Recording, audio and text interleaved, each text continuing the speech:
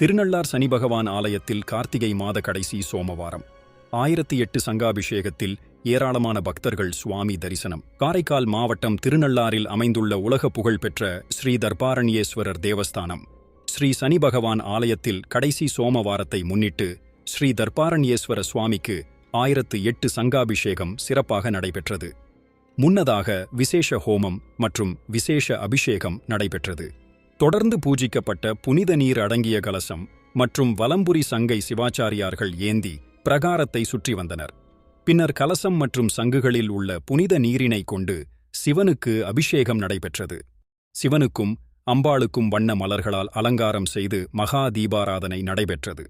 சங்காபிஷேக விழாவில் தருமபுர ஆதீன கட்டளை விசாரணை ஸ்ரீமத் சட்டநாத தம்பிரான் சுவாமிகள் உள்ளிட்ட ஏராளமான பக்தர்கள் கலந்து கொண்டு சுவாமி தரிசனம் செய்தனர்.